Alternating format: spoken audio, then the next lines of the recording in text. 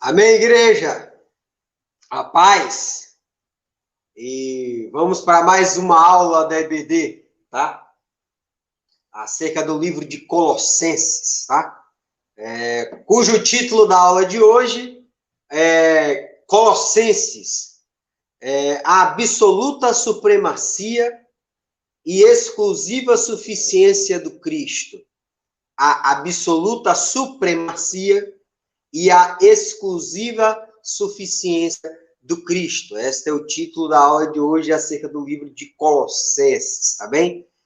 Lembrando que estamos no bloco, é sempre bom lembrar, estamos no terceiro bloco de livros do Novo Testamento, uma vez que o Novo Testamento é dividido em 4 blocos, como eu sempre inicio todas as aulas, para que isso fique, possa ser de fácil identificação no Novo Testamento. Como o Novo Testamento é dividido em 4 partes, os evangelhos, um livro histórico, que é o livro de Atos, as epístolas, e um único livro que é profético, que é o livro de Apocalipse. Então, hoje vamos tratar da 7ª carta do Novo Testamento, é a carta de Colossenses, né, que faz parte do bloco das 13 cartas paulinas, que são cartas escritas pelo apóstolo Paulo, e Colossenses também faz parte das 5 cartas que foram escritas na prisão, que é Efésios, Filipenses, Colossenses, Filemon e 2 Timóteo. Então, vamos para a 3ª carta da prisão, tá? Então, antes de iniciar, de fato, esta atividade, né, a respeito da EBD, fazer uma oração para que Deus possa estar abençoando esta empreitada, tá? Maravilhoso Deus, Pai querido, ao Senhor, obrigado, Pai, por mais uma oportunidade de estar aqui celebrando o Teu nome e evidenciando a palavra do nosso Senhor Jesus Cristo, e bem como para poder exortar, abordar, explicar e estudar esse livro sagrado, esse livro santo que o Senhor nos deu. Peço, Senhor, que o Senhor me capacite, né, para que eu possa apresentar de forma coerente a respeito das nuances, a respeito dos ensinos, a respeito, né, de tudo aquilo que o livro de Colossenses pode nos oferecer e que, de fato, engrandece o nosso espírito.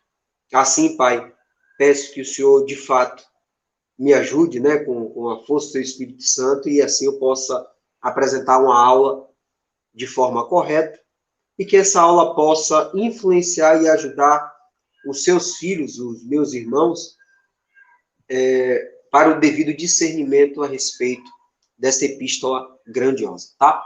Amém? Amém, igreja? Então, vamos falar a respeito do livro de Colossenses, né? O livro de Colossenses, muito interessante, fica depois de Filipenses, tá? E lembrando aqui que nós já falamos sobre a carta aos Romanos, que é uma carta teológica, falamos sobre 1 Coríntios, que é uma obra prática, né, que vai falar sobre a vida da igreja, falamos sobre o segundo livro do Coríntios, 2 Coríntios, que é uma obra autobiográfica e pessoal do apóstolo Paulo, falamos aqui de Gálatas, que vai tratar sobre o combate ao cristianismo anátema, ou seja, o cristianismo equivocado, o cristianismo amaldiçoado de fato e totalmente equivocado, tinha que apresentar outro cristianismo ali, para aquelas igrejas da Galácia.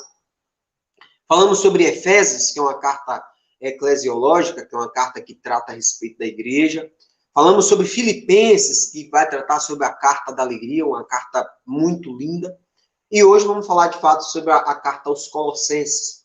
É uma carta bem curta, também composta apenas de 4 capítulos, igual a carta de Filipenses, mas são 4 capítulos bastante diferenciados e que faz toda a diferença se a gente conseguir entender os significados que está presente nesse livro, tá? No livro de Colossenses, ele vai tratar muito sobre a perfeição do cristão em Cristo, a perfeição do cristão em Cristo, de fato, essa ideia da união do cristão com Cristo, e acerca da divindade e plenitude do Filho de Deus, de fato, o nosso vicário, né? Tanto é que Paulo vai apontar em 2 passagens o grego teleios, né, que nos traz a ideia de plenamente, ou fim, limite, ou consumação. Ele vai trazer isso no capítulo 1 e no capítulo 4. Né? Muito interessante essa ideia de divindade e plenitude, né, do Filho de Deus.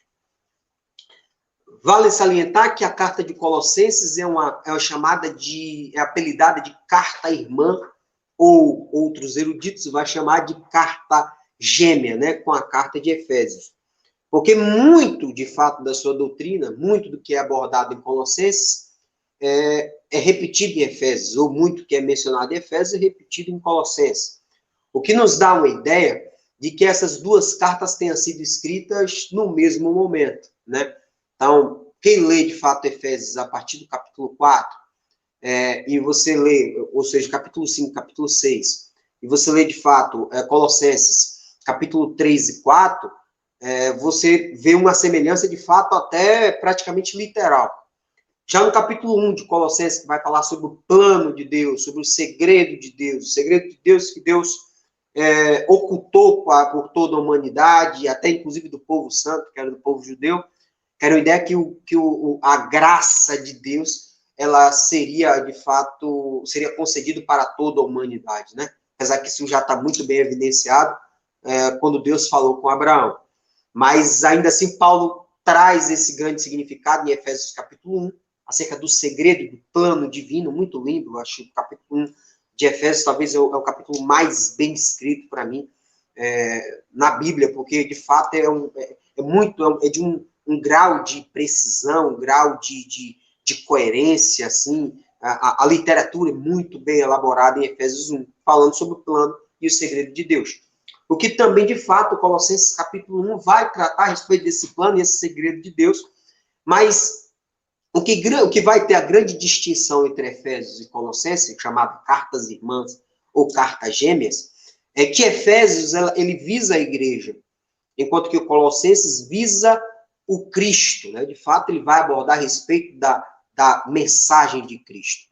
Então, Efésios vai falar sobre o corpo do Cristo, que é a igreja, enquanto Colossenses vai falar sobre a cabeça, né, deste corpo, que é Cristo. Né? Inclusive, tem uma definição própria a respeito de Cristo como a cabeça da igreja, lá em Colossenses capítulo 2. Então, que essa grande distinção, Efésios igreja, Colossenses o Cristo, né? Inclusive, dado essa importância, né, de Colossenses para falar a respeito do Cristo, Warren Wiersbe, né, na verdade é um erudito, ele vai apontar que Colossenses seria um dos maiores tratados cristológicos, seria o maior tratado cristológico do Novo Testamento, né? Na verdade, porque ele tem uma visão bastante aprofundada a respeito do Cristo, que de fato encontramos isso no capítulo 1, né? Enquanto alguns versos para tratar a respeito da natureza do Cristo, em Filipenses capítulo 2, né, falando sobre a natureza de Cristo, aquele que veio em forma humana, mesmo sendo Deus, não quis usurpar a condição de Deus e sendo obediente até morte de cruz, de fato é a mensagem mais profunda a respeito da natureza do Cristo, mas a mensagem a respeito de Jesus, né, e o seu significado como Filho de Deus, sua divindade, sua plenitude, de fato, de forma mais aprofundada, porque temos um capítulo inteiro em Colossenses capítulo 1. Por isso, de fato, que o Warren vai entender que é o maior tratado cristológico do Novo Testamento, seria a carta aos Colossenses. Uma carta muito linda, qual convido todos, né, como toda semana faço, 15 minutinhos, né, do tempo de vocês no domingo, para ler apenas 4 capítulos, né, e ler esse livro todo aí do Novo Testamento, porque, de fato, você sairá bastante engrandecido, tá bem? Nessa carta, vai existir uma carta bastante diferenciada, porque aqui existe hoje, na verdade, ele tem uma intolerância quanto ao erro, e o combate desta tolerância, que inclusive a igreja de hoje permite, do relativismo, né, dos erros, dos equívocos. Então, de fato, é uma carta que o apóstolo mostra, de fato, as suas credenciais como apóstolo, mas também chamando a igreja para praticar correções doutrinárias, correções teológicas. Então, a carta é bastante interessante nesse sentido também, tá? E aí ele vai combater o sincretismo religioso, que é aquela questão de você utilizar o cristianismo com outras culturas, porque o ataque, na verdade, à igreja de Colossenses não veio de fora, né? É muito parecida com a carta aos Gálatas, nesse sentido. Porque o ataque se deu de forma interna, né? De fato, falsos cristãos, na verdade, se infiltraram na igreja e queriam deturpar todo o ensinamento teológico. De fato, eles ridicularizavam o nascimento virginal de Cristo Jesus, entendia que ou ele era Deus, ou ele era homem, não acreditavam na sua morte vicária, também não dava crédito à sua ressurreição corporal, muito menos à sua santidade imaculada. Então, em razão disso, trouxe inúmeras deturpações a respeito do ensinamento da teologia de forma correta. E aí fez-se necessário que Paulo escrevesse esta epístola mas tão muito magnífica, né? Tá? Então, vamos tratar a respeito desse livro, uma mera introdução. E, como de costume, vamos falar a respeito do título e do destinatário, né? O título da carta é Colossenses, né? Que, de fato, Paulo escreveu referente justamente aos habitantes da cidade de Colossos, né? Essa cidade, né, de Colossos, na verdade, ela fica localizada na Frígia, né, que é a atual Turquia hoje, então, a cidade turca, né? Veja, o pão é interessante, né? Esta carta também teve como destinatário não apenas a carta dos Colossenses, era chamada de encíclica, era chamada de carta circular. O que quer dizer uma carta circular? Porque, de fato, Paulo ele pode até fazer o direcionamento para uma determinada igreja, mas quando uma carta chegava na igreja e, de fato, havia a leitura pública, né, para todos os cristãos da cidade, posteriormente de ser realizado o estudo teológico a respeito da carta, aquela carta era enviada para outra igreja. E outra igreja que tinha posse de outra carta do apóstolo Paulo encaminhava essa carta para outra igreja. Então, por isso que é chamada de carta circular, porque ela, de fato, passava por todas as igrejas implantadas pelo apóstolo Paulo.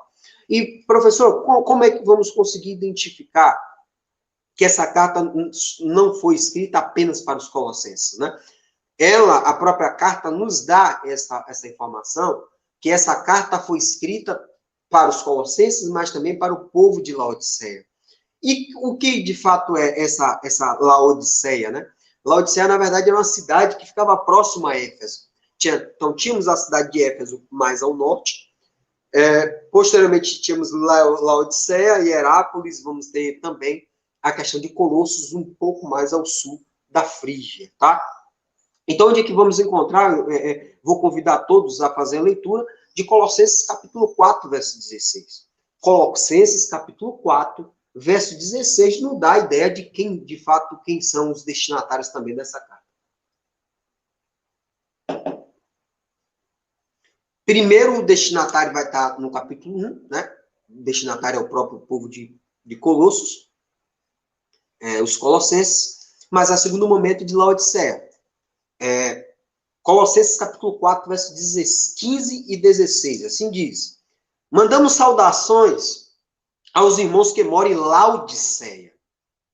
Saudações também para Ninfa e para a igreja que se reúne na casa dela. Ninfa provavelmente era uma mulher que morava em Laodiceia e a igreja se reunia na casa dela, né? E o verso 16: peço que aos colossenses, né? Paulo pede aos colossenses, depois de vocês lerem esta carta, mandem esta carta aos colossenses para Laodiceia, a fim de que os irmãos de Laodiceia também a leiam. E aí ele fala, e vocês, colossenses, leiam a carta que vai chegar de Laodiceia.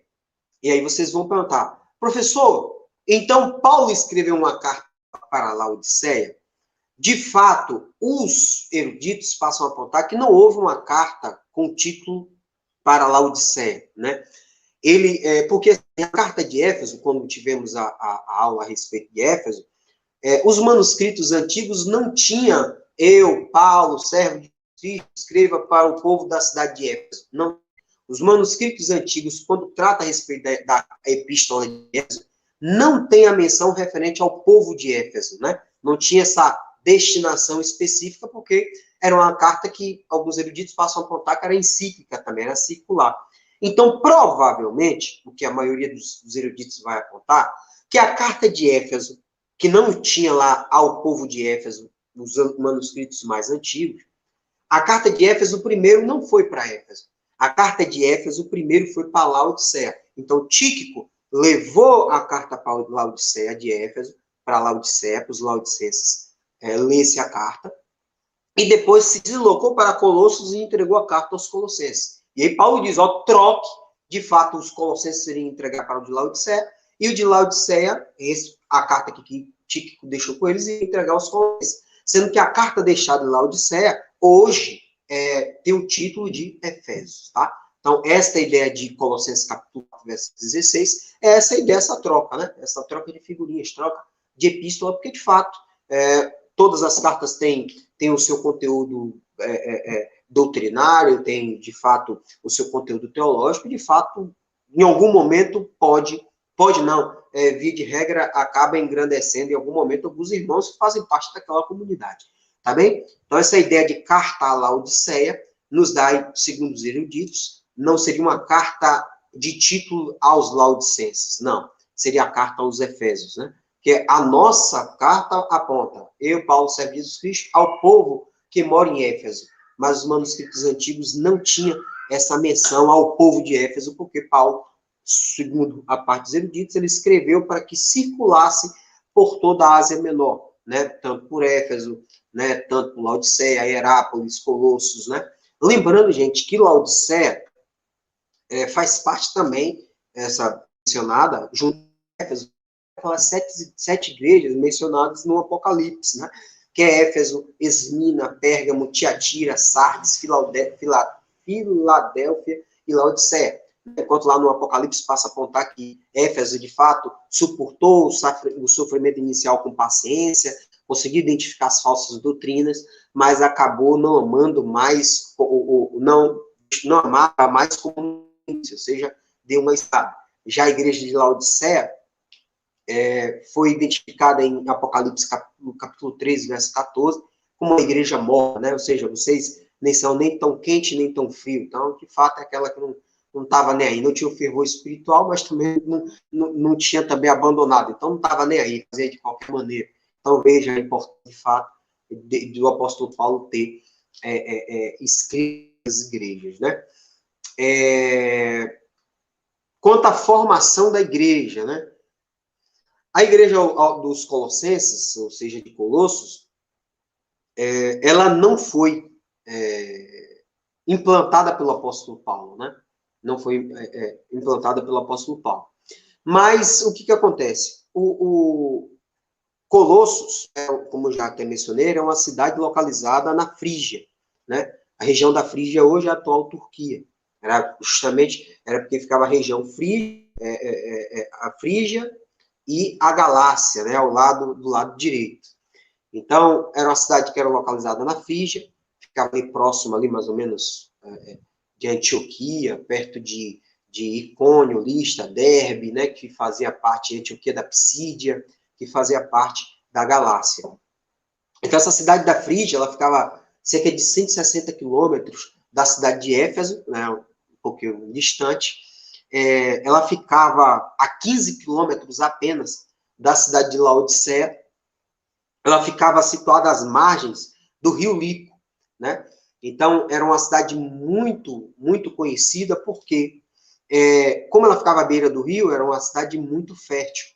E lá também, eles movimentavam a cidade com a venda de lã, e também com tinturas, com as reservas de calcário. Então, a cidade se tornou muito próspera na época que os persas dominavam o mundo, no tempo de Xerxes, mais ou menos. Só que, no decorrer do tempo, era uma cidade que nós conhecemos como Euseistos, né? Que é uma cidade que tinha muito terremoto. Então, esses abalos sísmicos atingiam a cidade com certa frequência. Então, acabou perdendo essa importância comercial, né? E, antigamente, no tempo dos persas, tinha um grande itinerário que passava, que ligava o norte ao sul. Então, a cidade recebia muitos estrangeiros. E isso dava muito a rotatividade da economia. Mas com muito terremoto, né, que acabava destruindo toda a cidade, quando houve a instituição do Império Romano, este itinerário passou a ser pela cidade de Laodiceia e de Hierápolis, motivo pelo qual a cidade de rica passou a se tornar pobre. Uma cidade que era bastante imponente passou a ser totalmente destruída, cheia de ruínas, né? Então, inclusive teve um grande terremoto no ano de 46 depois de Cristo, deixou a cidade totalmente devastada, Laodiceia, Hierápolis e Colossos. E as duas outras cidades do Império Romano entendeu que deveria reconstruir, mas a de Colossos, em razão do frequente abalo, né, sísmico, deixou lá a ruína. Então, a cidade pequenininha, né, não era uma cidade, não era uma grande cidade, mas ainda assim, Paulo, com a sua grande preocupação quanto àquela igreja que havia sido implantada, ainda que não tivesse grande população como Éfeso, não é que Éfeso, como nós já vimos, era uma cidade de mais de 300 mil habitantes, né? A população de Camaçari era a população de Éfeso, né? Lá tinha grandes centros. Lá, a Éfeso era a capital da Ásia Menor, né? Então tinha uma grande importância. Mas Paulo não fazia distinção do rico para o pobre, né? Pouco importa. Se de fato era uma cidade muito pequena, destruída, em ruínas, se tinha uma célula do Cristo, essa célula tinha que apresentar o verdadeiro ensino teológico a respeito da mensagem da cruz, a mensagem do Cristo, a mensagem do Messias, a mensagem de Deus, e justamente essa ideia salvífica, né? Então, Paulo teve essa grande preocupação. Mas aquilo que era de fato rica tornou-se bastante pobre. Lembrando que Heródoto, que é o pai da história, né, muito bem conhecido, no século V antes de Cristo, já apontava que Colossos era uma grande cidade, né? Mas, devido a inúmeros problemas que teve, perdeu rota comercial e sua importância, e aí deixou de ter esse respeito todo, né, que tinha pelo Império Romano, tá? Era uma cidade composta, era, na verdade, no tempo de Antíoco Epifânio o Grande, cerca de 200 a 187 anos antes de Cristo, tinha muitos judeus, tinha várias colônias judaicas lá, então ela tinha uma população mista de gregos, tinha de judeus, né, de romanos, então é uma cidade muito eclética, motivo pelo qual vamos encontrar na carta aos Colossenses a respeito da heresia que assolava lá justamente esta igreja, né? Porque houve esse choque cultural. Houve o choque do judaísmo, houve o choque da cultura grega e houve o choque da cultura romana. Então, esses três povos, de fato, dentro da igreja, aí houve algumas distorções a respeito do ensino teológico. Então, nesta igreja, segundo o que lemos na carta aos Colossenses, vamos encontrar o legalismo judeu. Novamente, os judeus atacam de forma interna a igreja para exigir a circuncisão, a exigir o respeito aos ritos religiosos. E pior, encontramos também pela frente o misticismo pagão, o panteísmo místico, né? De fato, a bagunça, né? Na verdade, nesse sentido de você trazer a cultura grega, a cultura, de fato, de adoração a imagens, a anjos e tal, para dentro da igreja. Isso, na verdade, era um grande ataque a tudo aquilo que Cristo ensinou. Tá? Essa igreja, como já mencionei, faz parte da Frígia, e estava a 160 quilômetros de Éfeso, 15 quilômetros da Laodiceia. Ela não foi estabelecida pelo apóstolo Paulo. Isso resta muito claro no próprio texto. Segundo os eruditos, quem implantou essa igreja foi um homem chamado Epáfras, né? Epáfras não é Epafrodito, né? Que nós mencionamos lá no livro de Filipenses, não tem nada a ver, não é a mesma pessoa. Epáfras é um, Epafrodito é outro, tá? Porque Paulo nunca esteve na cidade de Colossenses. Nunca esteve na cidade de Colossenses. E isso é fácil entender quando lemos a própria epístola. Um exemplo. Em Colossenses capítulo 1, verso 7, vai nos ensinar assim, ó. Colossenses capítulo 1, verso 7. Tudo isso vocês aprenderam com Epáfras, nosso querido companheiro de trabalho, o qual presta serviço em favor de vocês como um fiel servidor de Cristo. O que foi que eles aprenderam de Epáfras? A mensagem da cruz, o cristianismo, né? Porque no versos 4, 5 e 6, ele vai falar de fato sobre que ficou muito feliz, saber que eles acabando, passou a professar o cristianismo e que conferia muitas bênçãos e que amava tudo aquilo e que eles seriam salvos e tal. Então ele diz, ó, vocês aprenderam a respeito do cristianismo com Epáfras, nosso querido companheiro. Então eles não aprenderam com Paulo, né?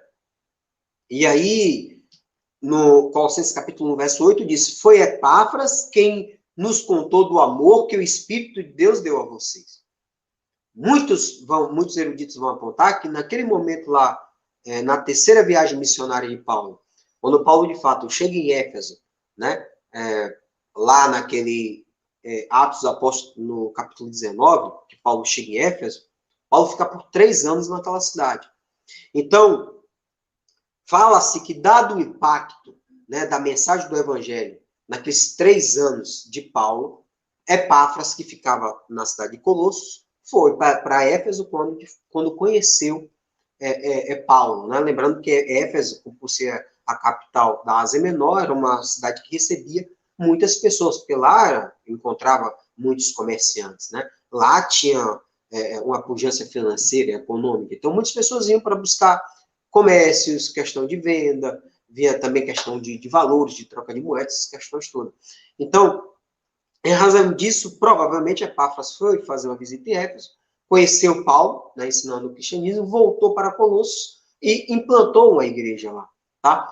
Tanto é assim que em Colossenses capítulo 2, verso 1, Paulo diz assim, ó, pois, Colossenses capítulo 2, verso 1, pois quero que saibam o quanto eu tenho trabalhado por vocês, ou seja, ainda que eu esteja de longe, e pelos que moram em Laodiceia, e por muitos outros que não me conhecem pessoalmente. Então tanto o povo de Colossos quanto, de fato, de Laodiceia não conheciam Paulo pessoalmente. Muitos falam que, às vezes, na visita, quando ele passava pela região da Galácia, que voltou por Éfeso, ele possa ter passado, né, apenas pela cidade de Laodiceia. Porque 15 quilômetros, né, de uma cidade para outra, Laodiceia e Colossos, ele pode ter passado apenas pela porta, né? Um exemplo, a diferença de 15 quilômetros não dá nem como daqui em Jauá, né? De uma cidade para outra. Então, é como se fosse Camaçari de Esdável, né? Por isso que ele sempre menciona, quando ele menciona Colossos, ele faz menção a Laodiceia, porque era muito próximo uma cidade da outra, tá? Então, Epáfras, na verdade, diante desta perigosa heresia a respeito do legalismo que se implantou dentro da igreja, né? Que ia totalmente contra aquilo que Paulo ensinou, bem como o panteísmo místico, né, a adoração equivocada a anjos, né, a deuses e tal. Na verdade, eles até cultuavam Deus, mas de forma equivocada. Inclusive, tinha um ascetismo também, né, que daqui a pouco vamos tratar a respeito disso. Então, essa seita, dada essa heresia, Epáfras se sentiu na necessidade de sair de Colossos e ir até Roma, onde Paulo estava preso, para denunciar a respeito do que estava acontecendo na igreja e pedir, de fato, um socorro. Então, Paulo, tomando conhecimento a respeito dessas informações, que de fato vai ter em Colossenses capítulo 1, verso 7, verso 8, escreveu essa carta no sentido de tentar resgatar essa igreja e apresentar a verdadeira teologia para eles, tá? Essa heresia, bastante perigosa, permeou por muito tempo na igreja primitiva, né? O que mais à frente foi conhecido como chamado gnosticismo. E o gnosticismo sempre dizia que Deus é bom, a matéria é ruim, que Cristo era um ser inferior a Deus, ele negavam a verdadeira humanidade de Jesus, ele entendia que Jesus jamais veio como natureza humana, veio em espírito, né? Então isso complica, na verdade isso iria negar todo o postulado cristão daquele que de fato veio na condição humana e sofreu todo o pecado, experimentou todos os pecados e não pecou, né? E depois se entregou na cruz recebendo todos os pecados da humanidade para salvar o mundo. Então, isso, o gnosticismo atacava de forma bastante complicada, bastante feroz, né, todos os ensinamentos a respeito do cristianismo. Por isso que houve a necessidade de Paulo atacar o gnosticismo, houve a necessidade de João, o apóstolo, o evangelho de João, fazer um combate de forma direta a respeito do gnosticismo, apresentando Cristo, né, como Filho de Deus, como sendo Deus, como natureza humana, e veio, de fato, como um redentor de toda a humanidade. Por isso que vamos encontrar inúmeras passagens na Bíblia Sagrada, no intuito de defender esse postulado básico que Cristo veio na natureza humana, mesmo sendo Deus, sendo Filho de Deus, né? Ele, de fato, não renegou, foi obediente e acabou sendo morto em prol de toda a humanidade, tá? Então, como até mencionei aqui, na igreja de Colossos tinha culto aos anjos, né? E outras experiências místicas. Então, dado a isso, até porque, inclusive, lembremos que um dos postulados da reforma protestante é tratar a respeito dos 5 solas, né? Solas quer dizer somente. Um deles é solas Christus, que quer dizer somente a Cristo. A nossa adoração deve ser dada unicamente para Cristo Jesus, não para qualquer santo, para qualquer anjo. O arcanjo Miguel, o arcanjo Gabriel. De fato, você vai ter que fazer adoração, apresentar adoração aos anjos, de fato, de forma alguma. Você tem que direcionar a única chave de acesso a Deus. O único canal de comunicação entre o homem e Deus é Cristo Jesus, e mais ninguém. Com todo respeito, não é a Virgem Maria, não é anjo, não é nada disso. Com todo respeito, sem qualquer ataque à religião católica, mas de fato, um dos pilares da reforma protestante é os 5 solas. Sola Escritura, somente Escritura, sola Cristo, somente a Cristo, sola Gratia, que é somente só a graça, sola Fide, só a fé, e sola Deo Glória, somente a Deus a glória. Então, justamente são 5 pilares do protestantismo, né? Então, sola Cristo, de fato, já vai contra essa ideia de adoração a anjos que havia adentrado a igreja. Por isso também, vamos tratar a respeito do versículo-chave. Já que essa heresia e esse sincretismo religioso, que é sincretismo, de fato, é a união entre inúmeras culturas. A cultura grega, a cultura romana e a cultura judaica e o cristianismo. Pense que virou uma grande bagunça naquela igreja daquela pequena cidade. E aí, entendemos porque o versículo-chave do livro de Colossenses vai ser o capítulo 2, verso 9 e 10. Né? A necessidade de Paulo fazer um apontamento a respeito da divindade e a respeito da plenitude de Cristo, tá? Então, o versículo-chave do livro de Colossenses vai ser Colossenses, capítulo 2, verso 9 e verso 10, tá? Colossenses, capítulo 2, verso 9 e verso 10, qual convido, por gentileza, você abrir a Bíblia nessa passagem.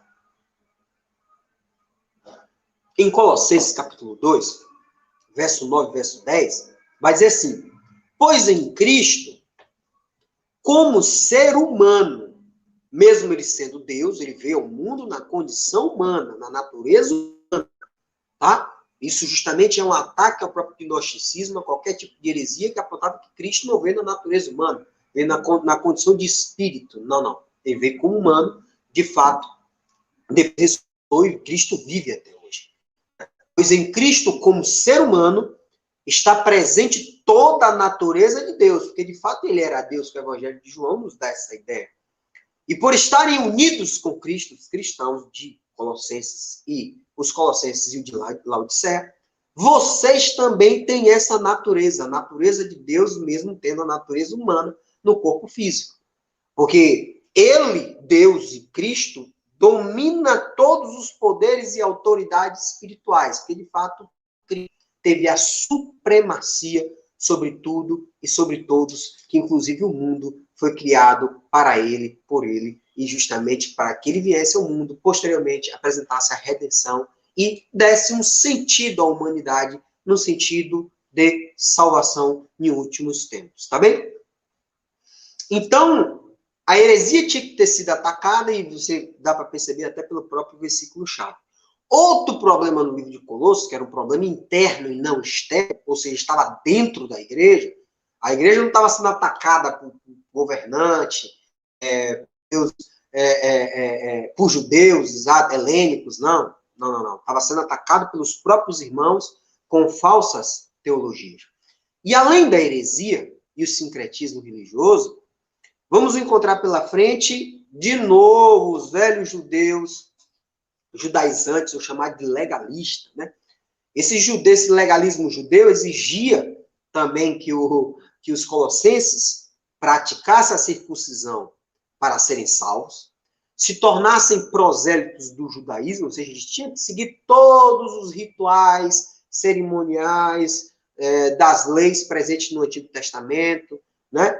Tinha que ter toda aquela questão, tudo aquilo determinado, tinha que ter abstinência quanto à questão do consumo de alguns alimentos, respeitar as festas, respeitar o sábado e também outras leis carnais que vai estar tudo no Antigo Testamento, que isso tudo é um grande equívoco, porque vamos encontrar lá em Hebreus capítulo 8, capítulo 10, que tudo era sombra para, de fato, apontando para o Cristo Jesus. Então, isso se tornou desnecessário. Hoje, na verdade, você tem que viver de acordo com o amor, né? Amor a Deus e amor ao próximo, e, de fato, atender tudo aquilo que Cristo nos ensinou. Não é a obediência sábado, não é a obediência à festividade, a festa dos pães ázimos, a festa das barracas, a festa das tendas, a Páscoa. Não é exatamente. Isso tudo é uma simbologia para o Cristo Jesus, né? Então tem que ter um certo cuidado para que a prática de doutrina e simples regras, e isso não tem muito a ver com o cristianismo. O cristianismo, de fato, é você adorar a Deus em espírito e verdade, né? Não é justamente seguir doutrinas, ritos e pequenos procedimentos que vai tornar um cristão. Eu vou orar todo dia, 9 horas, 10 vezes o Pai Nosso. Não é exatamente isso, né? O verdadeiro cristão é em espírito e em verdade, né? Tem que enraizar o que está sendo ensinado e, de fato, praticá-lo, né? No intuito de você ver um mundo melhor e, de fato, você conquistar outras conversões, porque é você, de fato, exteriorizar o seu dom espiritual no intuito do crescimento da igreja, né? Então, tínhamos na igreja de Colossos uma heresia perversa e encontramos ainda, de novo, o legalismo, né? Que já havia sido condenado lá em Atos Apóstolos, capítulo 15, quando teve o concílio, o sínodo, ou o conselho, né, de Jerusalém, que apontou a respeito da desnecessidade da circuncisão para os novos convertidos, tá? Essa carta foi escrita na prisão, quando Paulo esteve na prisão em Roma, tá? Entre 60 e 62 depois de Cristo. Então, é conhecida como Epístola da Prisão, porque Paulo estava, de fato, preso. Segundo os eruditos, seria quando ele esteve em Roma. E a Epístola da Prisão, como eu já mencionei, vamos encontrar pela frente Efésios, vamos encontrar Filipenses, vamos encontrar Colossenses, vamos encontrar Filemão e vamos encontrar 2 Timóteo. São apenas 5 cartas que o apóstolo Paulo escreveu quando estava preso. Veja, conta até o mal, né, que foi imposto para a vida desse homem, porque se ele não estivesse preso, ele não iria escrever essas cartas, né? Então, Deus orquestrou tudo exatamente na história para que um documento como esse chegasse às nossas mãos nos dias de hoje, né? Então, tudo foi meticulosamente pensado por Deus, né, em sua infinita sabedoria, tá? Então, essa carta foi escrita também ao mesmo momento que Éfeso e a de Filemão.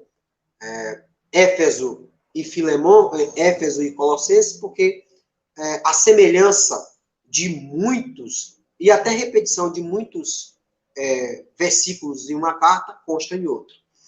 E na ideia de Filemão, que daqui a pouco vamos tratar a respeito, os mesmos auxiliares de Paulo também vai estar mencionado lá na carta de Filemão, tá?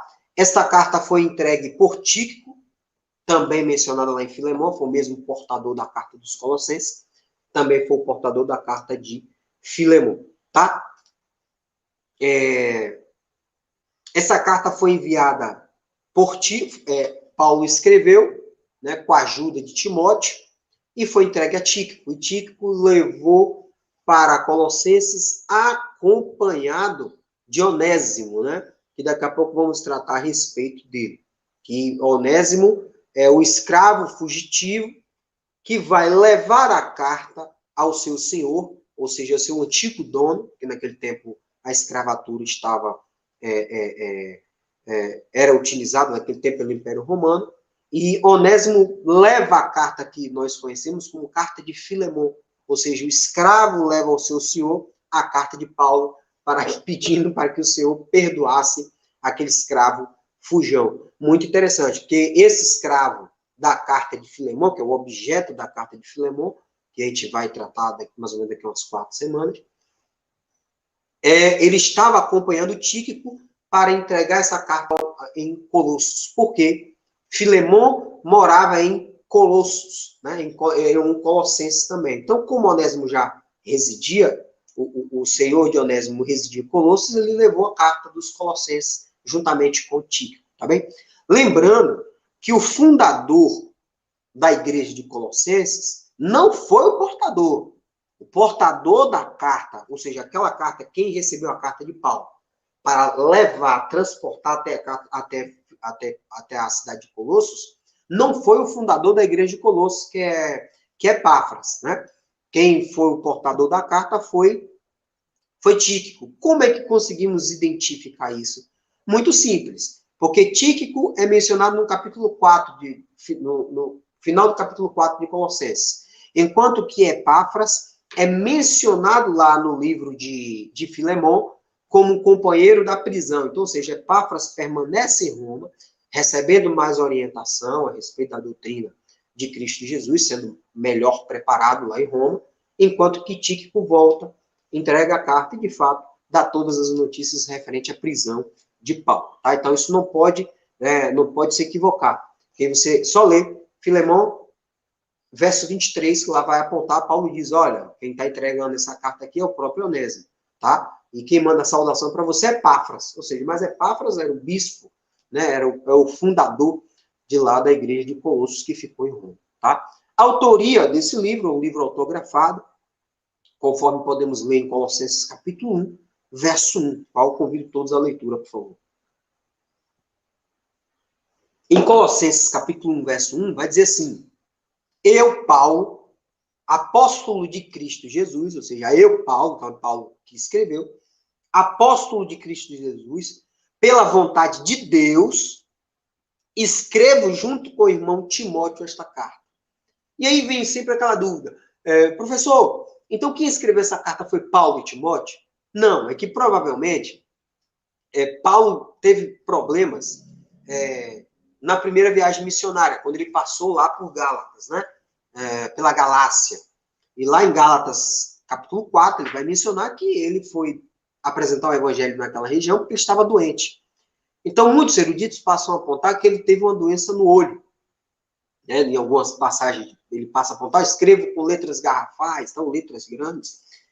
Então, o que acontecia? Via de regra, segundo os eruditos, obviamente não pode afirmar com tanta veemência, que a gente não viu, né? Mas os eruditos passam a apontar que Paulo narrava e Timóteo escrevia, né? Mas as palavras ali, de fato, contidas naquela carta, era de Paulo. Timóteo apenas era um auxiliar.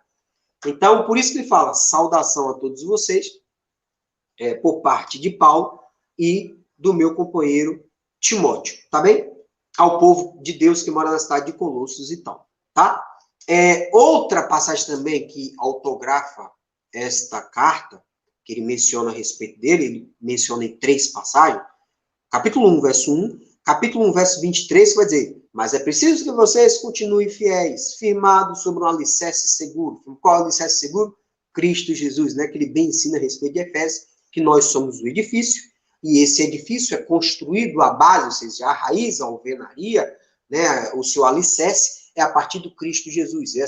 Esse prédio a ser construído, que todos nós somos o edifício, é construído a partir do ensino, a partir da prática cristã, que você vai, de fato, construindo dia após dia o edifício e se tornando até a sua totalidade, né? Até, de fato, você conseguir entender, praticar, exortar, né? E conseguir converter mais pessoas, dando frutos, né? A sua conversão.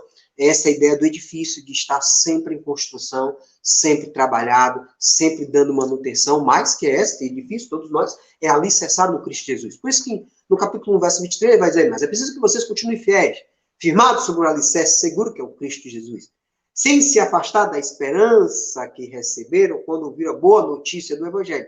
E aí ele vai autografar novamente. Foi desse Evangelho que eu, Paulo, me tornei servo, e esse Evangelho que tem sido anunciado no mundo inteiro. Então, a primeira passagem ele vai dizer, eu escrevo, no capítulo 1, verso 23, vai dizer, olha, esse Evangelho é que qual eu sou servo, e que eu tenho que anunciar para o mundo inteiro, ou seja, para o não-judeu. Outra passagem vai estar no capítulo 4, verso 18, que daqui a pouco vamos trabalhar a respeito, tá? Quanto a respeito da autoria do livro, escritores, né, da igreja primitiva, o chamado pais da igreja, Irineu, Clemente de Alexandria, Tertuliano, Orígenes, Eusébio, todos eles indicavam como autoria, como Paulo, né, Paulina, né? Inclusive, isso é bem indicado a respeito do livro de Filemon. O livro de Filemon, praticamente, os autores lá, ou seja, as pessoas que mandam saudação para Filemon, na carta ao Filemon, são as mesmas que constam em Filipenses, como Timóteo, Aristarcos, Arquipo, o evangelista Marcos, Epáfras, que é o fundador da igreja de Colossos. É por meio da epístola de Colossos que soubemos, né, que a Bíblia nos ensina que Lucas é o médico querido, ou seja, a profissão do evangelista Lucas, né, aquele que escreveu o Evangelho de Lucas e que escreveu Atos dos Apóstolos. É em Colossenses que nós sabemos que ele tinha como formação, como profissão, a medicina, né, médico. Aqui também ele vai mencionar a respeito de Onésimo e vai também mencionar a respeito de Demas. Esse Demas é bastante interessante. Ele é mencionado em 3 vezes nas Escrituras. Ele vai ser mencionado em Colossenses capítulo 4, onde Paulo vai mencionar ele como irmão. Esse Demas também é mencionado em Filemon, capítulo 1, verso 24, que vai dizer, olha, Demas é meu companheiro de trabalho. Mas esse mesmo Demas é mencionado a última vez na segunda carta ao Timóteo, capítulo 4, verso 10, que Paulo vai apontar que esse Demas, que era companheiro, que era irmão, que era de fato o seu cooperador, simplesmente abandonou o evangelho, foi curtir o mundo e foi para a cidade de Tessalônica. É bem interessante essa pregação, porque vê o estágio, né, de decadência, né, no caso espiritual, desse indivíduo, que mesmo tendo contato com o maior precursor do cristianismo, né, de fato, homem que expansionou a palavra de Deus, um cara que tinha uma retórica, uma oratória maravilhosa, que conhecia e vivenciava o cristianismo, ainda assim abandonou o cristianismo e foi curtir o mundo, né? E aí, infelizmente, teve a provável condenação de Deus, né? Mas essa é a questão. Essa carta foi escrita, né, como já mencionei, no cárcere, né, de Paulo, em Roma, por volta de 60 a 62. Aquele cárcere mencionado lá em Atos dos Apóstolos, capítulo 28. Né? E como podemos identificar que Paulo estava preso? Por que podemos afirmar isso? E aí eu convido todos a abrir a Bíblia de vocês em Colossenses capítulo 4, verso 3 e verso 10. Né? Porque o que ele vai dizer? Colossenses capítulo 4, verso 3. Colossenses capítulo 4, verso 3 vai dizer: orem também por nós. Não orem apenas por vocês, né?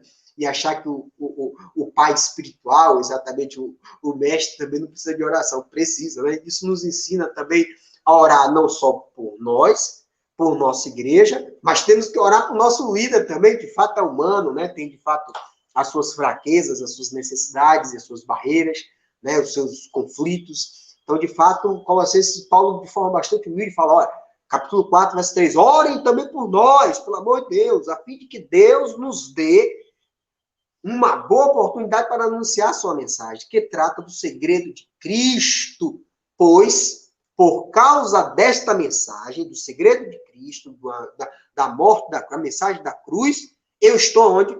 Na cadeia. Então, ele mesmo aponta a Colossenses capítulo 4, verso 3, que ele estava preso. Do mesmo jeito, Colossenses capítulo 4, verso 10, vai dizer, Aristarco, que está na cadeia comigo, lhe manda saudações. Também Marcos, que é evangelista, que é primo de Barnabé, única informação a respeito dessa ligação familiar de Barnabé, aquele José, né, o levita José, que era de Chipre, é apontado aqui em Colossenses capítulo 4, verso 10. Muito interessante. Esse Colossenses capítulo 4, verso 10 também ensina Que Paulo está dizendo, ó, se Marcos depois aparecer em Colossos para dar uma ajuda aí no pastoreio, aí, por favor, recepcione ele de bom coração, porque ele está aqui cooperando e ajudando. O que comprova, né, o exercício do perdão, né, o que eu acho mais bonito nessa passagem. Aí ele conversa muito simples, né? Estou na cadeia aqui com o meu Aristarco, mas Marcos também, primo de Barnabé. Marcos evangelista, Marcos que em Atos capítulo 13, quando logo no início da viagem missionária, viu que o bicho estava pegando, viu que era uma região alagadiça, viu que Paulo estava doente, viu que ia ter problema com os judeus helênicos, caiu fora. Disse assim, ó, Paulo, estou fora, não vou dar continuidade na sua viagem missionária. E aí, lá no finalzinho de Atos, capítulo 15, né, quando tem aquele concílio de Jerusalém, que Barnabé se prepara com Paulo para fazer uma viagem missionária, Barnabé tenta levar Marcos. E aí, simplesmente, Paulo diz assim, vai levar não. Aqui comigo não vai não. Ele abandonou a gente lá em Atos dos Apóstolos, capítulo 13. Como é que agora ele vai para uma segunda viagem missionária? Não vai, não.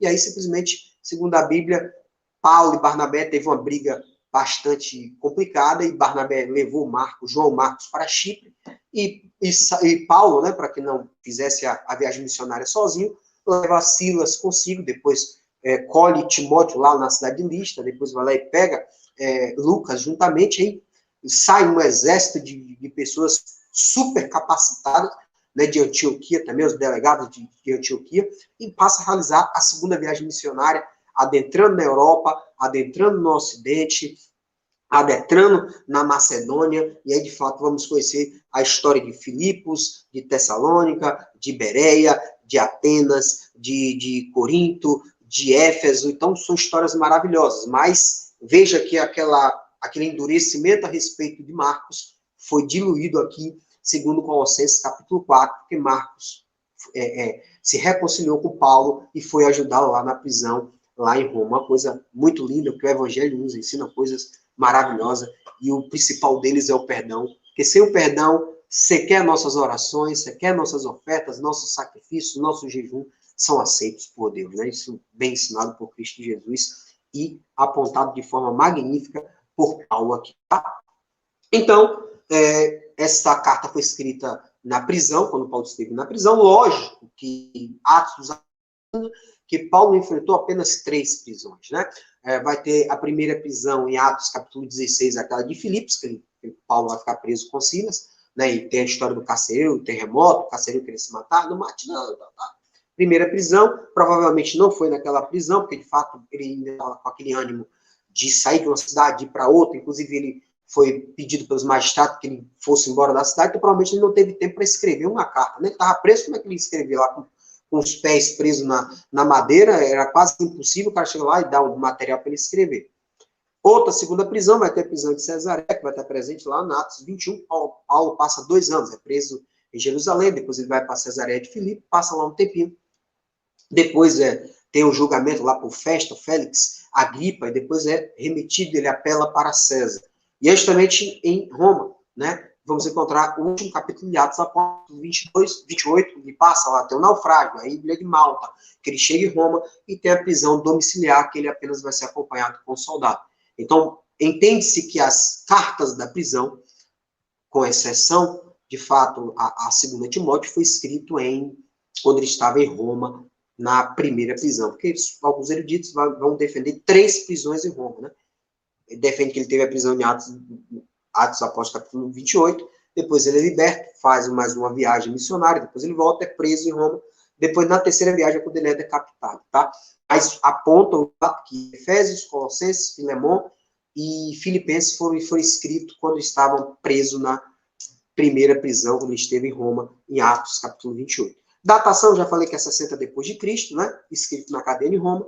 Principais personagens, vamos encontrar Paulo, que escreve no intuito de que os colossenses fugissem da falsa doutrina, o panteísmo místico, ou o chamado de sincretismo religioso, né? E também do legalismo judeu, que trazia, de fato, um cristianismo anátema, totalmente equivocado a tudo que o Cristo ensinava. Vamos encontrar Timóteo, um missionário e companheiro de viagem de Paulo, né, que é mencionado lá em Atos do Apóstolo, capítulo 16, muito interessante no início, que de fato Paulo dita, e ele escrevia a carta porque Paulo tinha dificuldade, né, quanto à sua visão. Provavelmente, né, gente? Não tenho certeza, porque não tem nada escrito de forma categórica que foi isso que aconteceu. Mas os eruditos, né, passam a apontar a respeito disso. Vamos encontrar Tíquico, né? Tíquico, de fato, que é o mesmo portador que levou a carta aos Efésios, conforme Efésios capítulo 6, verso 21, é o mesmo portador da carta aos Colossenses, né, conforme capítulo 4, de Colossenses capítulo 4, verso 7 a 9. Então, ele que tem a incumbência de sair de Roma para a pequena cidade de Colossos, né, que é uma cidade na Frígia, próximo a Laodiceia e próximo a Hierápolis, para levar esta carta, tá? Lembrando que temos Onésimo, né, outro personagem muito interessante, que é um escravo fujão, era escravo de Filemão em Colossos. Onésimo, segundo o contexto dos eruditos, roubou uma quantia de Filemão, saiu pelo mundo, acabou em Roma. Quando chegou em Roma, conheceu Paulo na prisão. Ninguém sabe se ele estava preso ou, de fato, ouviu Paulo pregando, se converteu ao cristianismo. Onésimo recebe a incumbência de voltar com Tíquico para Colossos, porque era a cidade onde ele morava com Filemão, levando a carta aos Colossenses, levando uma carta específica, uma carta pastoral para o seu ex-dono, para o seu ex-proprietário, que era Filemão, uma carta muito linda, o qual a gente vai explorar no momento oportuno aqui na nossa EBD. Tá bem? Outro personagem importante é Aristarco, que é um macedônio da cidade de Tessalônica, que acompanhou Paulo na sua terceira viagem missionária. Vamos encontrar Marcos, né, o evangelista Marcos, né, que vamos encontrar o segundo evangelho no Novo Testamento, que é escrito para os romanos, que, segundo os eruditos, ele escreveu aos pés de Pedro, Pedro dando orientação, ele foi escrevendo. Esse Marcos, ele vai ter participação em Atos Apóstolos capítulo 13 e Atos Apóstolos capítulo 15. Né? Capítulo 13, ele inicia a primeira viagem missionária, abandona a viagem missionária, tentou participar da segunda viagem missionária, mas Paulo barrou ele, tá? É a única passagem na Bíblia que vai apontar que ele é primo de Barnabé, né? Barnabé, a grande referência em Atos dos Apóstolos. Né? Marcos também é mencionado em Colossenses e também em Filemão. Epáfras, que é o fundador da igreja de Colossos, como bem mencionado no capítulo 7 e 8, e Colossenses capítulo 4, verso 12 e 13. Né? Epáfras não saiu de Roma para Colossos, ele permaneceu para receber orientações adicionais a respeito do Evangelho. Porque quem levou a carta de Roma para Colossos foi Tíquico, tá bem?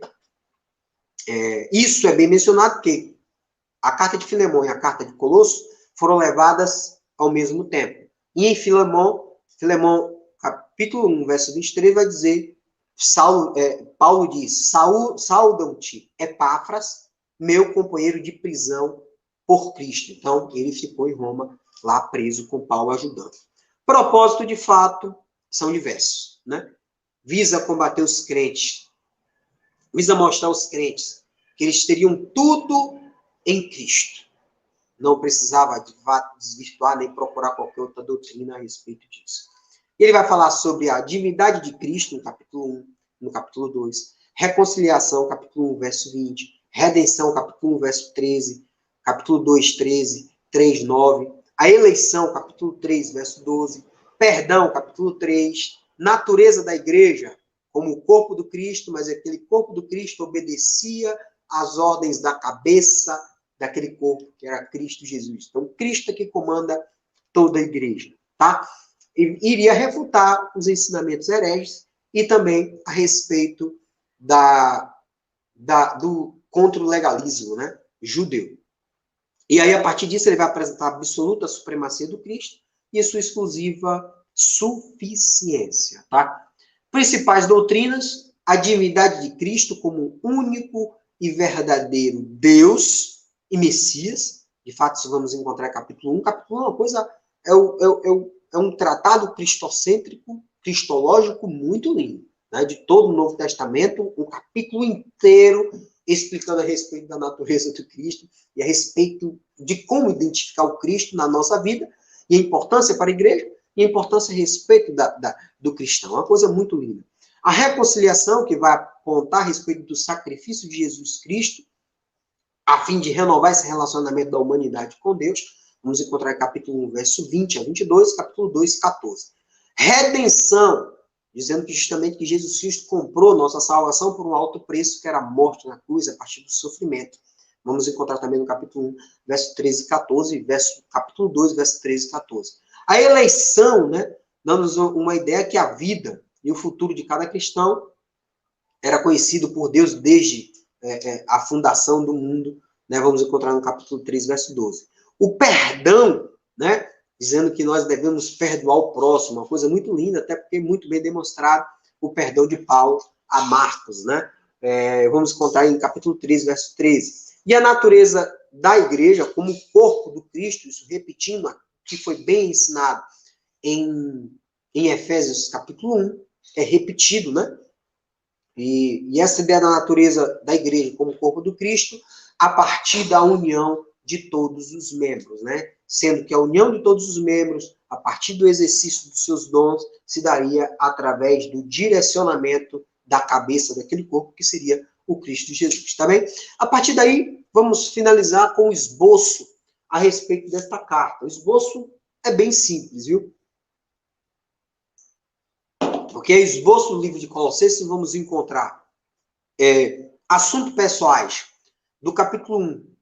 No capítulo 1, do verso 1 ao 14, vamos encontrar instrução doutrinária do capítulo 1, verso 15 ao capítulo 2, a 23, uma coisa muito grandiosa, essas instruções doutrinárias, e exortações práticas da vida cristã, o exercício do amor, da fé, da oração, do perdão, né, do amor próximo, uma coisa muito magnífica que vamos encontrar no capítulo 3, do verso 1 ao capítulo 4. Tá? Então, assuntos pessoais no capítulo 1 até o verso 14, instruções doutrinárias a respeito do ensinamento cristocêntrico, vamos encontrar no capítulo 1 ao capítulo 2, e exortações práticas do capítulo 3 ao capítulo 4. E vamos fazer aqui um breve resumo de cada capítulo, tá? Muito tranquilo. No capítulo 1, é uma coisa muito interessante. Vamos encontrar alguns assuntos pessoais, onde Paulo, de fato, aponta eu, Paulo, servo de Jesus Cristo, amando de Deus, juntamente com Timóteo, que está aqui nos auxiliando, escrevemos a carta aos Colossenses. Depois ele vai falar também sobre as instruções doutrinárias. A partir daqui, é um show, né? A respeito da natureza do Cristo, da sua importância para a igreja, para a vida cristã, e apontando sobre a sua supremacia, sobre a sua plenitude, sobre a sua divindade, sobre o seu significado, sobre a mensagem da cruz, sobre a ideia do Messias, sobre a ideia da criação do mundo, sobre a fundação do mundo, sobre a eleição, sobre a redenção, sobre a salvação, sobre a reconciliação. O cara dá um show aqui, na verdade, é um dos textos mais amados aí pelos eruditos, porque tem uma precisão, assim, uma beleza muito linda, não é? Muito fantástico mesmo aqui, muito bala. Então, ele inicia o capítulo 1 com a saudação que eu já mencionei. Depois, a gratidão. Vai dizer, rapaz, minha saudação inicial, pedindo uma paz sempre estourando para vocês, para que haja um crescimento, um amadurecimento, né? Estou tomando conhecimento a respeito da fé que vocês tiveram e passa a apontar, olha, eu não fundei essa igreja, eu não estive aí, eu nunca participei de uma ação dessa comunidade, mas estou tomando conhecimento aqui com o meu companheiro, Epáfras, né, que de fato vocês aprenderam, foi o fundador da igreja, e está trazendo essa mensagem a respeito do amor e da fé que vocês têm. E a partir dali ele pede, de uma forma muito magnífica, desejo que vocês tenham a plenitude da sabedoria no Espírito, e essa plenitude da sabedoria no Espírito de Deus se dará por meio do exercício do amor cristão, e de fato você identificando o Cristo Jesus como Senhor da sua vida e Deus como seu único Deus. Essa ideia, né, da plenitude da sabedoria nasce a partir da identificação do segredo de Deus que se deu, exteriorizou através desse plano secreto que foi a vinda do Messias no momento coerente que Deus entendeu que era devido para salvar toda a humanidade. Essa é a ideia primordial. Depois ele vai falar sobre a questão do reino de luz, que o reino que Cristo lhe faz, é a luz do mundo, né? E que rompe todas as trevas, né? Trazendo de fato o nosso farol, iluminando o nosso caminho, a nossa verdade e a nossa vida, trazendo salvação a todos aqueles que se deixam, que se permitem, né? Ser iluminados por essa luz maravilhosa, tá? Posteriormente, ele vai falar que a natureza do Cristo. Cristo, de fato, é a natureza humana, mas ainda assim, Cristo é a revelação visível do Deus invisível. Ou seja, você poderia ter o acesso e o contato com Deus através do seu filho, que tinha essa revelação visível de um Deus que era invisível, que era inacessível de forma física entre o homem e Deus, tá?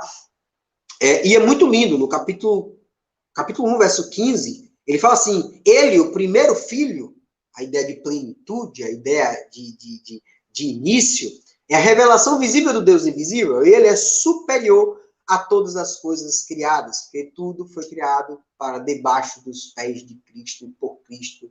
E, de fato, Cristo, ele é detentor, ele comanda todos os governantes e toda e qualquer autoridade celestial estaria debaixo dos pés de Cristo. E aí, no capítulo 1, verso 18, vai nos ensinar a respeito do corpo do Cristo. A cabeça deste corpo seria Cristo Jesus. É uma mensagem muito linda, completando aquilo que ele ensinou em Efésios. Ele vai falar, Cristo é a cabeça do corpo, que é esse corpo que é a igreja. E é Cristo quem dá vida ao corpo. Então, quem dá vida à igreja é Cristo Jesus. Cristo é o primeiro filho que foi ressuscitado para que somente ele tivesse o primeiro lugar em tudo. E o verso 19, pois é pela própria vontade de Deus que o Filho, que é Cristo Jesus, tem em si mesmo a natureza completa de Deus. Então, era um homem, Deus, né, que visitou a humanidade para trazer salvação. Muito lindo.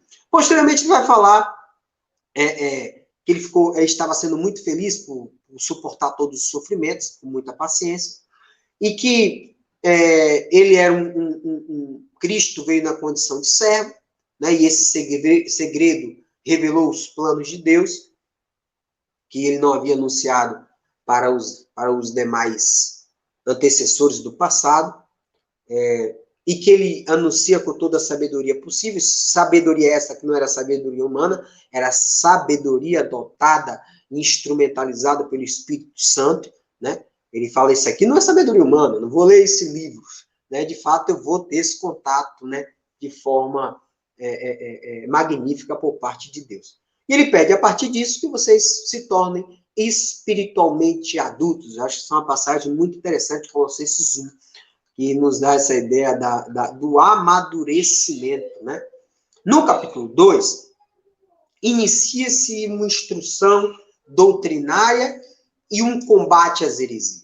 O capítulo 2 é muito interessante, que vai falar sobre a falsa filosofia, que filosofia, filos, né? Amigos do saber, filos, conhecimento, sofia, amigo, né? Então, amigo do conhecimento, amigo do saber. Filosofia significa isso. Então, essas pessoas estavam exercitando a filosofia e, a partir desse conhecimento humano, a partir de escritos, a partir de livros, a partir de aulas humanas, eles estavam trazendo essas experiências filosóficas para dentro da igreja. E aí tinha o sincretismo do cristianismo com a cultura grega, com a cultura romana e a cultura judaica. Então, pense que toda aquela população bastante misturada trouxe cada um pouquinho para dentro da igreja e estava causando grandes problemas. E aí ele passa no capítulo 2, inicialmente, falando assim, não sou fundador da igreja, vocês nunca me viram pessoalmente, mas eu estou perto espiritualmente.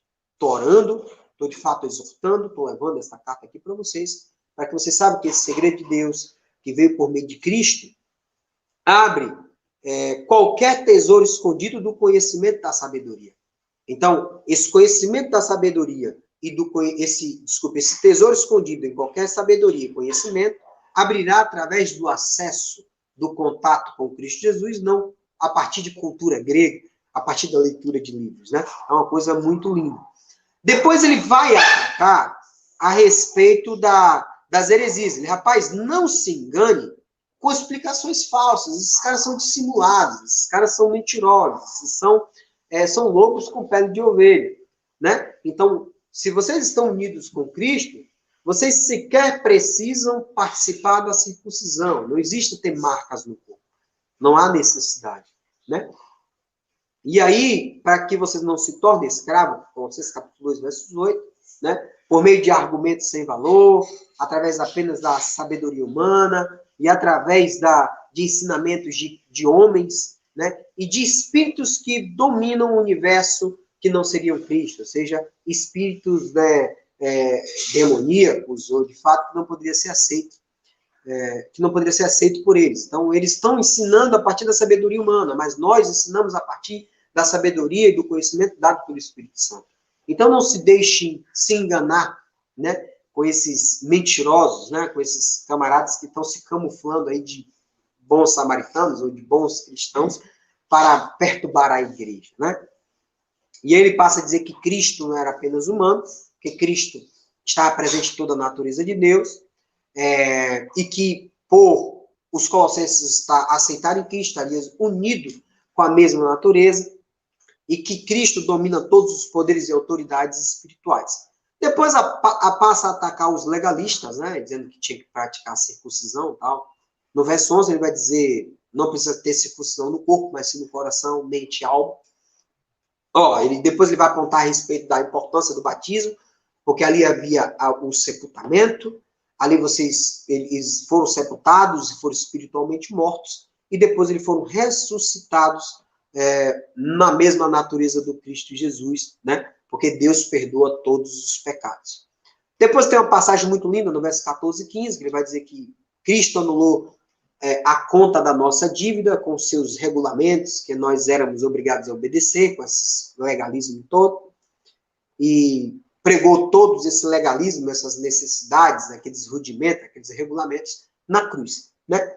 E no capítulo 15, que Cristo livrou todos do poder do governo das autoridades espirituais, e muito lindo, né? Que Cristo humilhou esses poderes publicamente, levando os prisioneiros no seu desfile da vitória, trazendo a ideia de quando tinha as conquistas romanas, né? Que é muito comum, muito retratado no livro, né, quando até Júlio César consegue conquistar a Gália, ele leva todos os gauleses presos, né, como um prêmio para mostrar, de fato, a sua grande vitória bélica. Então, era costume dos romanos, quando conquistavam uma determinada nação ou região, ele levava todos os líderes, né, aprisionados para o desfile da vitória, né, enquanto os romanos recebiam chuva de pétalas, de rosas, né, de louros, né, os prisioneiros eram humilhados, né? Os caras jogavam excremento, fruta podre, cuspia, era uma humilhação. Então, ele aqui faz essa jogatina apontando que Cristo humilhou esses poderes, né, malignos publicamente e levou eles cativos, prisioneiros, no desfile da vitória de Cristo, quando Cristo simplesmente suportou a morte e ressuscitou e vive até hoje, né? Conquistando, né, muita salvação mais e mais através do seu corpo, que é a própria igreja. Uma coisa muito linda. Depois ele vai falar, no capítulo 16, verso 16, Colossenses capítulo 2, verso 16, ninguém façam para vocês leis sobre o que devem comer, beber, sobre os dias santos, festa da lua nova e o sábado. Ele vai dizer isso é rudimento, né? Então não há necessidade que vocês sigam, porque é sombra daquilo que havia de vir, que seria o Cristo Jesus. O que que é muito bem retratado na carta aos Hebreus, no capítulo 8 e capítulo 10, né? Não há essa necessidade. Do mesmo jeito, Paulo vai condenar o ascetismo, né? Que vem na ideia de ascese. A ascese nos dá uma ideia de disciplina, autocontrole. Eles entendem que a disciplina, o autocontrole, iria facilitar a conexão com Deus. Ou seja, você não pode comer isso, você não pode praticar sexo, você não pode fazer isso, fazer aquilo. Não toque nesta coisa, não prove aquela, não pegue naquela. Colossenses capítulo 2, verso 21. Então, esse ascetismo que adentrou na igreja negava a graça do nosso Senhor Jesus Cristo, né? Que de fato não é seguindo procedimentos de rudimento. É de fato você entendendo o cristianismo, você praticar o cristianismo conforme o ensinamento de Cristo. E não porque eu respeito o sábado, porque eu respeito determinada festa, porque eu estou bebendo determinada bebida, porque eu estou comendo determinada comida, porque eu como porco, Ah, porque eu bebo uma taça de vinho, você aqui de fato eu vou para o inferno. Não tem nada a ver uma coisa com a outra. É uma coisa, obviamente, você... Ah, Cleiton, pode beber? Eu sou uma taça de vinho, não tem problema nenhum. Você não pode beber 1 litro, nem praticar vergonhas. Ah, eu posso comer porco? Claro que pode. Porque eu comi porco, vou para o inferno. Ah, eu posso trabalhar dia de sábado, né? O próprio Cristo lá aponta, lá em Marcos, salvo engano, Marcos capítulo 8, né? Que ele não foi feito para o sábado foi feito para ele, porque ele era o Senhor do sábado. Cristo era o Senhor do sábado, porque Cristo santificou todos os dias e tudo, de fato, apontando para o cristão que podia praticar, óbvio, desde que você pratique qualquer ação na sua vida, desde que você parametrize, desde que você utilize a Bíblia como seu regramento de conduta e fé cristã. Então, a régua, a sua avaliação para a sua prática diária é a Bíblia e nada mais, tá? No capítulo 3, a gente terminar aqui tudo certinho, vai falar da morte e ressurreição dos cristãos, morte a partir do batismo, ressurreição a partir da nova vida. Vai apontar que deve abandonar a natureza velha com os costumes e que eles se vestissem da nova natureza a partir de todos os atributos dados pelo Espírito Santo, que advém principalmente a partir do amor, da fé, né, da oração. Depois tem uma passagem muito interessante a respeito da igualdade em Cristo. Todos são iguais, né? Não importa se você é homem, se você é mulher, se você é bárbaro, se você é romano, se você é gordo, se você é magro, se você é baixo, se você é alto, se você, de fato, é branco, se você é negro, é escravo, senhor, pouco importa. Todos são iguais, né, em Cristo, tá? Depois ele vai apontar a respeito da submissão, necessidade da submissão da esposa ao marido, né, do marido devendo amar a esposa. Os filhos deveriam obedecer os pais não deveriam aplicar um castigo muito pesado para os filhos, passando a ter repulsa ao pai dos filhos. Os escravos deveriam obedecer aos seus senhores.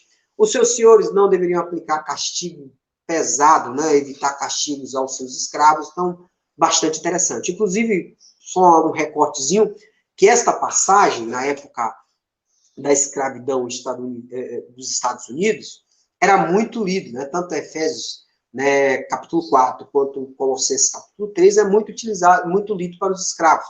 Enquanto que a carta de Filemão era proibido de leitura para os escravos, porque a carta de Filemão, como bem iremos tratar a respeito, vai tratar uma ideia de igualdade, né, de indivíduos entre os senhores deveriam tratar seus escravos como irmãos em Cristo. Isso trazia uma grande dificuldade para o momento da época, né? Então, essa questão dos escravos era lido de uma forma britânica entre os senhores, em desfavor dos seus escravos, né? Escravos, obedeçam os seus senhores, inclusive vocês devem obedecer, realizando o serviço como se estivessem fazendo o serviço para Deus, e façam o serviço de uma forma tão coerente que pouco importa que o seu senhor esteja vendo, né? Uma coisa bem interessante, depois de ser avaliado no momento de Filemão, lá a gente vai tratar a respeito disso. Mas os senhores de escravos liam isso todos os dias, né? Isso aqui é a palavra de Deus. Né? Se aproveitavam dos camaradas, tá? No capítulo 3, verso 14, vai dizer que acima de tudo tem um amor, pois o amor une perfeitamente todas as coisas. Tudo que vocês fizerem ou disserem, façam em nome do Senhor Jesus Cristo. Depois, no capítulo 3, verso 25, vai dizer, e quem faz o mal, seja quem for, pagará pelo mal que fez. Pois quando Deus julga, ele não faz diferença entre pessoas, não faz acepção de pessoas. Então, aquilo que plantas, colherás, né? Para finalizar, no capítulo 4, vou ser bastante breve, porque já a aula ficou um pouquinho grande, exortações práticas, muito simples, né? Oração, depois ele vai falar a importância de você se adaptar na conversa com os não cristãos, uma coisa muito linda, uma coisa bastante interessante, que vai estar no capítulo 4, verso 5 e 6, que vai dizer, sejam sábios na sua maneira de agir com os que não creem, ou seja, aqueles que estão no mundo, e aproveitem bem o tempo que passarem com essas pessoas, e que as suas conversas com essas pessoas sejam sempre agradáveis e de bom gosto, e que vocês saibam também como responder a cada pessoa.